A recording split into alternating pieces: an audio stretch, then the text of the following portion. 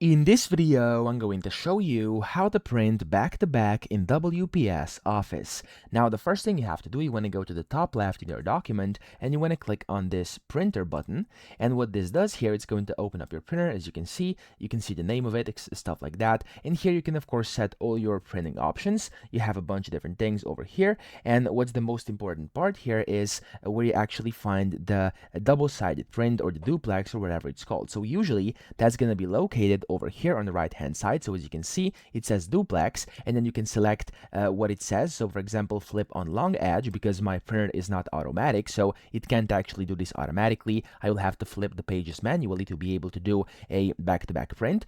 And if I do duplex here, it's going to say flip on long edge, short edge, or you could do manual print on both sides. So of course, it's completely up to you. If you do long edge, that's going to work. If you do this one, that's going to work as well. So just to make sure you select the correct one so you don't waste your paper and it actually looks the way you want it to. But if for some reason you actually can't see this over here, you can go to properties as well. And then inside your printer properties, depending on which printer you have, I have a HP DeskJet, as you can see here. It's also going to allow me to basically print on both sides manually over here too.